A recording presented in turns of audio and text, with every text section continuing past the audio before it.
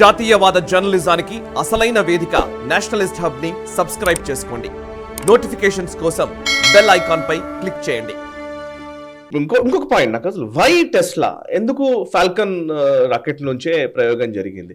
Why మనం ఇస్రో కూడా చాలా ప్రైవేట్ శాటిలైట్ ని లాంచ్ చేస్తోంది కదా, సో టెస్లాతో దానికైనా స్పెసిఫిక్ రీజన్ ఏమైనా ఉందా? అంటే మనం ఈ స్పేస్ రంగంలో అర్థం చేసుకోవాలి, ఒక శాటిలైట్ లాంచ్కి ఇంకొక శాటిలైట్ లాంచ్కి ఇంకొక రాకెట్ లాంచ్కి మధ్యలో చాలా గ్యాప్ ఉంటుంది.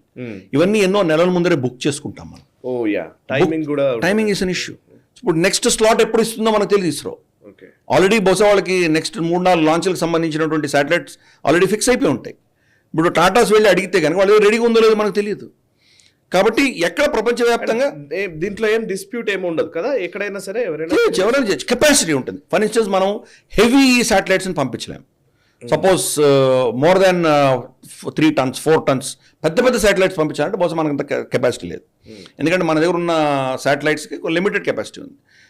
బహుశా మనం మన ఇస్రో కూడా ఏరియాన్ స్పేస్ రాకెట్ వాడుకుంది, గతంలో సోవియట్ స్పేస్ క్రాఫ్ట్స్ వాడుకుంది, లేదా అమెరికన్ స్పేస్ క్రాఫ్ట్స్ వాడుకుంది. అంటే మన కెపాసిటీ కంటే ఎక్కువ వెయిట్ ఉన్నటువంటి కెపాసిటీ ఉన్నటువంటి శాటిలైట్స్ని పంపించాలంటే మిగతా వాళ్ళని వాడుకుంటున్నాం మనం. అలాగే ఈవెన్ అమెరికన్ శాటిలైట్స్ని ఇస్రో కూడా పంపించింది. వాళ్ళ శాటిలైట్ ప్రోగ్రాంలో బహుశా వాళ్ళకు స్లాట్ ఉండిపోయి ఉండొచ్చు, ఆల్రెడీ బుక్ అయిపోయి ఉండొచ్చు వచ్చే 6-7 నెలలకి. కానీ ఎక్కడో పంపించాలి. ఎక్కడ చూస్తే మన ఇస్రోలో మనకు స్లాట్ ఉంది. సో ఇస్రోలో వాళ్ళు పంపించి ఇస్రో నుంచి వాళ్ళు అమెరికన్ శాటిలైట్స్ కూడా మనం షూట్ చేస్తాం మనం. కాబట్టి ఇదేదో స్పేస్ ఎక్స్ నుంచి వెళ్ళింది కాబట్టి మనకు అంత కెపాసిటీ లేదు అనుకోవడం చాలా తప్పది. ఇది అంటే మనం ట్రైన్ టికెట్స్ బుక్ చేసినట్టు, మనమేమో వందే భారత్లోనే వెళ్ళాలి, అది పైసలు మన దగ్గర ఉన్నాయి, కానీ టికెట్ లేదు. ఏం చేస్తాం?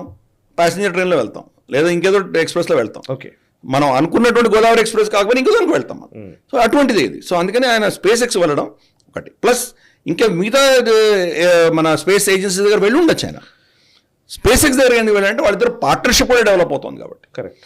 అన్ఫార్చునేట్లీ ఈ వారం ఎలాన్ మస్క్ రావాల్సింది భారతదేశానికి, ఏదో కారణాల వల్ల ఆయన రావట్లేదని అనౌన్స్ చేయడం జరిగింది. ఆయన ఈ సంవత్సరంలో ఎప్పుడో నేను మళ్ళీ వస్తాను అని చెప్పి ఆయన చెప్పడం జరిగింది. బహుశా మనకు తెలియదు, చైనా ఒత్తిడి ఉండొచ్చు ఆయన మీద. ఎందుకంటే గ్లోబల్ టైమ్స్ ఆయనకు వ్యతిరేకంగా చాలా ఆర్టికల్స్ రాశారు. మీరు కనుక భారతదేశానికి వెళ్తే టెస్లా అక్కడ మీకు టాలెంట్ లేదు, మీకు సప్లై చైన్ లాజిస్టిక్స్ సరిగా లేవు, ఏదో మన మీద దుమ్మెత్తి పోసారు వాళ్ళు. సో నువ్వు ఇక్కడి నుంచి వెళ్తే మీకు ఏదో రాయితీలు తీసేస్తామో ఏదో బెదిరించి ఉండొచ్చు, మనకు తెలియదు ఆయన మీద ఎటువంటి ఒత్తిడులు ఉన్నాయో. కానీ భారత ప్రభుత్వం సిద్ధంగా ఉంది టెస్లాని భారతదేశంలో ఆహ్వానించడానికి. జాయింట్ వెంచర్ టాటాస్తో పెట్టుకోబోతున్నారు, ఎస్పెషల్లీ చిప్ మ్యానుఫ్యాక్చరింగ్లో. టాటాస్ యొక్క చరిత్రనే అలా ఉన్నది గత 30-40 సంవత్సరాలుగా. ఎస్పెషల్లీ మనకు ఎకానమీ ఓపెన్ అప్ అయిన తర్వాత టాటా కమ్మిన్స్ అని, టాటా మర్సిడీస్ అని ఎన్నో ఇటువంటి మన దేశం వేరే ఇతరత్ర దేశాల నుంచి వచ్చిన కంపెనీలన్నీ కూడా టాటాతో టైప్ పెట్టుకుని వచ్చాయి దేశంలోకి. తర్వాత వాళ్ళు ఇండిపెండెంట్ వెళ్ళిపోయి ఉండొచ్చు. ఫర్ ఇన్స్టెన్స్ ఇప్పుడు Mercedes Benz independent company, first entry మాత్రం టాటా బెంజ్గా వచ్చింది. Very nice.